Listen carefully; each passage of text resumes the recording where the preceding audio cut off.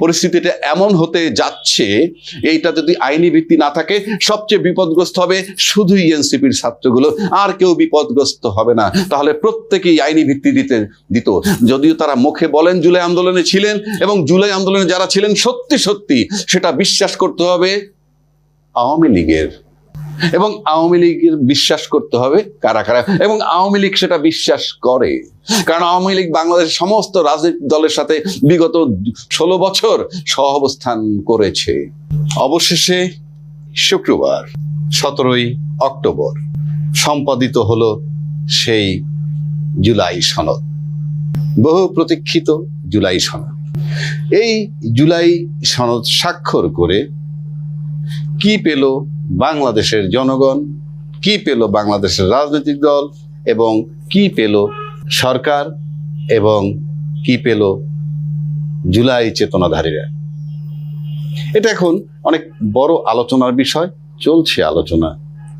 দাবি ছিল এটা একটা আইনি ভিত্তি দরকার। আদতে কি সে আইনি ভিত্তি পেয়েছে? সেটা নিয়ে আলোচনা করব। কি হলো জুলাই সনদ দিয়ে, কি পেলাম আমরা? যারা এই জুলাই সনদে স্বাক্ষর করেছেন এবং যারা করেননি, এমন কোন সার্কেল নাই যারা দাবি করেননি যে তারা জুলাই চেতনা ধারণকারী, অথবা জুলাইয়ের যে গণ অভ্যুত্থান বা বিপ্লব অথবা আন্দোলন যা কিছু বলেন না কেন, সবাই নাকি সব দল মত নির্বিশেষে এটা নিয়ে সবাই শরিক হয়েছে। তাহলে জুলাই সনদে যারা স্বাক্ষর করেছে তারা সব জুলাই চেতনাধারী, এই তো অর্থ দাঁড়ায়। আর যারা স্বাক্ষর করেনি তারা এনসিপি, তখন যারা ছাত্র হিসেবে আন্দোলন করেছিল, তাহলে তারা কি জুলাই চেতনাধারী না? গোটা বাংলাদেশে কেউ বিশ্বাস করবে যে এনসিপির ছেলে পেলেগুলো জুলাই চেতনাধারী না?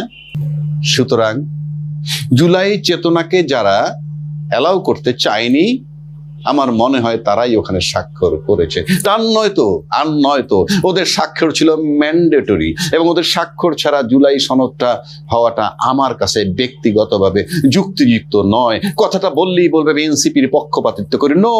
কারণ আজকে যদি কোনোদিন যদি এই জুলাই চেতনা বিরোধী অর্থাৎ পতিত সরকার বিরোধী তারা পরীক্ষিত, এবং কোনোদিন যদি বিচার হয় এদের, তাহলে একমাত্র এদেরই বিচার হবে। কেননা জুলাই সনদে যেটা স্বাক্ষর করেছে সেটা শুধুই জনগণের সাথে প্রতারণা করা হয়েছে। সে কারণে এই প্রতারণার মাধ্যমে জুলাই চেতনাকে একটা কবর দেওয়ার একটা পায়তারা বলে আমার কাছে ব্যক্তিগতভাবে মনে হচ্ছে। কেন মনে হচ্ছে সেটা বলছি। জুলাই সনদ যারা স্বাক্ষর করেছেন, মঞ্চে উপবিষ্ট ছিল কতগুলো দল, তার ভিতরে বড় দল হিসাবে ছিল এখানে বিএনপি এবং জামাত, এই দুই দল। এনসিপি ছিল না। গণফোরামের প্রধান কর্তা ডক্টর কামাল হোসেন, আর যাই হোক সে একটা হেভিওয়েট, সেই গণফোরামের লোক ওখানে ছিল, কিন্তু তারা স্বাক্ষর করেনি। তাহলে এই মুহূর্তে মনে হচ্ছে যে এনসিপির যারা স্বাক্ষর করেনি, এদিকে গণফোরাম স্বাক্ষর করেনি উপস্থিত থেকেও।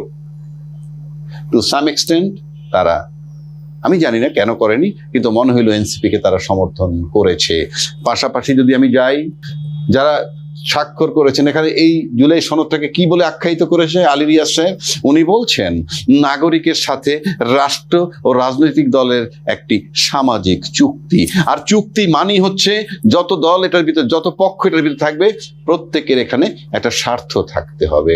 তাহলে যারা সরকার পক্ষে যিনি ছিলেন, যারা সরকার ছিলেন, তাদের স্বার্থ কি? তাদের স্বার্থ জুলাই সনদে স্বাক্ষর করবেন, তারপরে নির্বাচন হবে, ওনারা একটা সেফ এক্সিট পেয়ে যাবেন।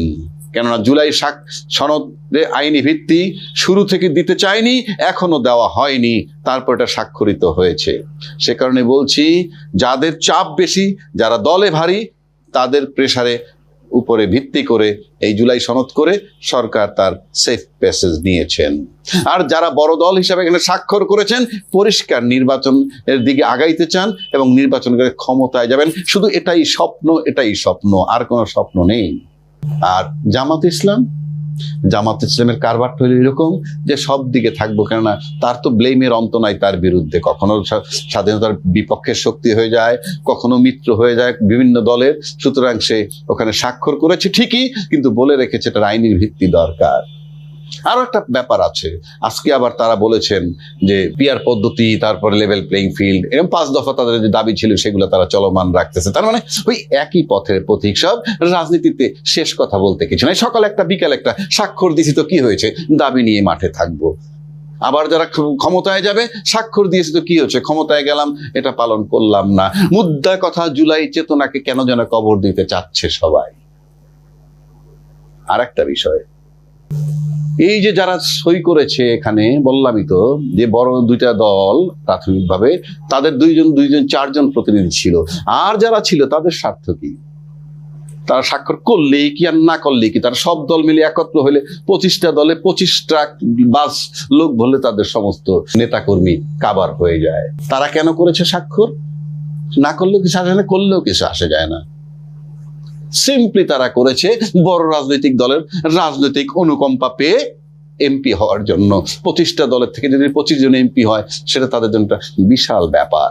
সেজন্য তারা স্বাক্ষর করেছে। আর যারা স্বাক্ষর করেনি এনসিপি, পরিষ্কার তারা বুঝিয়ে দিল এটা কোনো দায়বদ্ধতা নেই এই চুক্তির। দ্বিতীয় কথা হচ্ছে, কতজন জনগণ রিপ্রেজেন্ট করেন? মূলত ওই 4 ব্যক্তি, দুইটা বড় দলের। এই 4 জন ব্যক্তি কি 18 কোটি লোককে রিপ্রেজেন্ট করে? Of course not. স্টেট যদি হিসাব করি, দলবিহীন জনগণ এই মুহূর্তে মিনিমাম ন্যূনতম 40% আছে। তাহলে 40%-এর প্রতিনিধিত্ব কারা করেছে?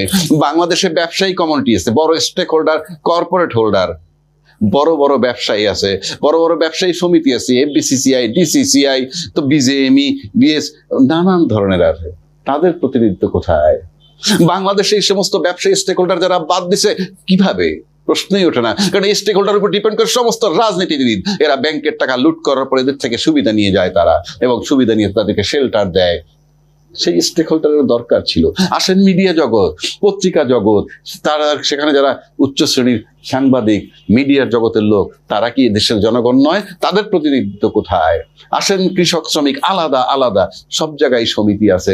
আমি দেখতে চেয়েছিলাম জনগণের সম্পৃক্ততা কতটা করা যায়। মাত্র 4টা লোকের স্বাক্ষরে 18 কোটি লোকের প্রতিনিধিত্ব হবে? Absurd, we cannot allow it. এবং এটা কোনো এটা কোনো চুক্তি হয় নাই, এবং ওই জনগণের কোনো স্বার্থ এখানে দেখা হয় নাই। যারা দলের সাথে সম্পৃক্ত, তাদের কোনো স্বার্থ বলতে কি আছে? তাদের দল যেটা করবে সেটাই হবে।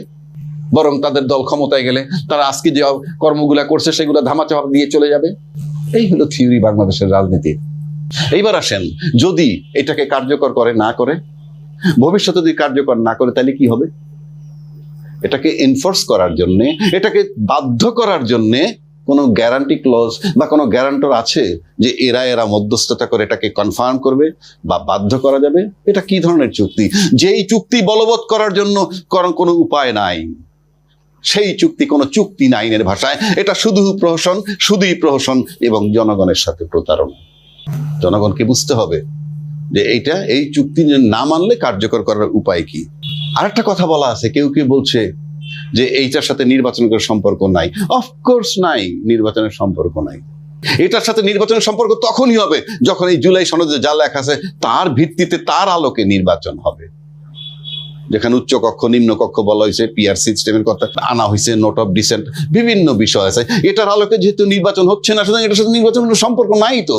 ইন এডিশন, এটা একটা প্রহসনমূলক একটা এগ্রিমেন্ট করছে, যেখানে স্বার্থ সংরক্ষিত না করলে রাজনীতিবিদ যদি একতরফা দেশটাকে আবারও লুটে পুটে খায়, সেটা প্রতিরোধ করার কোনো ক্লজ রাখা হয়নি। সুতরাং এই চুক্তি কোনো চুক্তি নয়, এটা জনগণকে ধোঁকা দেওয়া হয়েছে, এবং জুলাই চেতনাকারী যারা সত্যিকার অর্থে, তাদের সাথে বিশ্বাসঘাতকতা করা হয়েছে। সুতরাং এই চুক্তি কোনো চুক্তি নয়, এবং এটা কোনো আইনি ভিত্তি দেওয়া হয় নাই। যার কোনো আইনি ভিত্তি নাই, যেখানে দলবিহীন জনগণের কোনো প্রতিনিধিত্ব নাই, এবং মাত্র 4টা, মূলত 4 জন লোক যারা কিছু জনগণ রিপ্রেজেন্ট করেন, সেটা শুধু তাদের দলের। এই দলবিহীন জনগণ যারা আছে, তারা অবশ্যই এই মুহূর্তে এই ধরনের প্রহসনের মাধ্যমে নির্বাচনের দিকে এগিয়ে যাওয়াটা একেবারেই পছন্দ করে না। কারণ আমি জনগণের অংশ, আমার সাথে জনগণের কথা হয়। যদি বলে কি আপনি কি সব জনগণ জানেন না, আমার সাথে 20 জনের কথা হলে 20 জনই বলে আমাদের প্রতিনিধি নাই, সুতরাং আমরা এভাবে চাই না। এভাবে নির্বাচন এলে সে আগের গয়রহ, শুধু শুধু হয়তো দলের নাম পরিবর্তন হবে। আমার সাথে যদি ডেইলি 5 জনের কথা হয় তাহলে একই কথা বলে। সুতরাং জনগণের রিফ্লেকশনটা পরিষ্কার আমরা জানি। দলের সাথে সম্পৃক্ত মাত্র 40% লোক, 2টা বড় দল মিলে যারা এই মুহূর্তে বড়, এবং এই বড় দলটা, সবচেয়ে বড় দলটা আমি নিশ্চিত করে বলতে পারি তারা জানেন এবং বিশ্বাস করেন যে নির্বাচনের পথটা মসৃণ নয়, এবং তারাও এ নিয়ে সন্দেহে আছেন। কোনো সন্দেহ নাই যে নির্বাচনের পথটা মসৃণ নয়, এবং নির্বাচনটা শুদ্ধ হবে, আদৌ হবে কি হবে না সে ব্যাপারে তাদের যথেষ্ট সন্দেহ আছে, কারণ তাদের মানসিক উইল ফোর্স আমরা দেখতেছি। এই ধরনের নির্বাচন করার জন্য কিন্তু জুলাইটা আসেনি।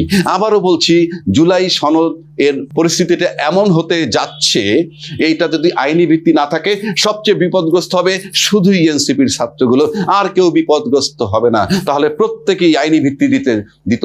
যদিও তারা মুখে বলেন জুলাই আন্দোলনে ছিলেন, এবং জুলাই আন্দোলনে যারা ছিলেন সত্যি সত্যি সেটা বিশ্বাস করতে হবে আওয়ামী লীগের, এবং আওয়ামী লীগের বিশ্বাস করতে হবে কারা কারা, এবং আওয়ামী লীগ সেটা বিশ্বাস করে। কারণ আওয়ামী লীগ বাংলাদেশের সমস্ত রাজনৈতিক দলের সাথে বিগত 16 বছর সহাবস্থান করেছে। কোন রাজনৈতিক দল তাদেরকে কোনোভাবেই কাবু করতে পারেনি। কিন্তু আজকে যারা স্বাক্ষর করেছেন তাদেরকে যদি আওয়ামী লীগ নিশ্চিত করে বিশ্বাস করত, এবং যারা স্বাক্ষরকারী তারাও যদি বিশ্বাস করতেন যে আওয়ামী লীগ তাদেরকে বিশ্বাস করে জুলাই চেতনাকারী হিসাবে, তাইলে তারা এটাকে আইনি ভিত্তি দেওয়ার চেষ্টা করতেন, কিংবা আইনি ভিত্তি দেওয়ার বিষয়টা একেবারে নিশ্চিত করে স্বাক্ষর করতেন। এবং এই স্বাক্ষরটার মানে হচ্ছে, এই স্বাক্ষর এনসিপি বাদের স্বাক্ষরটা এক্সিকিউট করার মানেটাই হইতেছে এই যে জুলাই চেতনা ধামাচাপা দেওয়ার কৌশল। এবং ওই জুলাই চেতনা ধামাচাপা দেওয়ার কৌশল মানেই হচ্ছে যারা আন্দোলন সত্যিকার করেছে এনসিপি, তারা বিপদগ্রস্ত, তাদের একুল ওকুল সব যাচ্ছে, এবং তারা সামনে শাস্তির সম্মুখীন হওয়ার সম্ভাবনা আছে।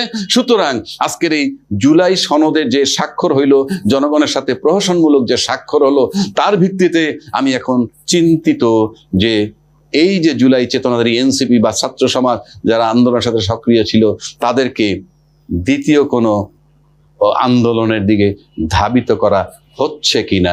যদি সত্যি কোনো দ্বিতীয় আন্দোলনের দিকে ধাবিত হয় তারা, সেটার জন্য দায়ী থাকবে এই প্রহসনমূলক জুলাই সনদ স্বাক্ষরের তারিখটি বা দিনটি। এই জুলাই সনদ, প্রহসনের জুলাই সনদ সম্পাদন করে ওই জুলাই চেতনাধারী ছাত্রদেরকে আবারও হয়তোবা ধাবিত করা হচ্ছে অন্য আরেকটা আন্দোলনের দিকে, এবং এটার দায় বহন করতে হবে তথাকথিত জুলাই সনদে স্বাক্ষরকারী সমস্ত রাজনৈতিক দলগুলোর।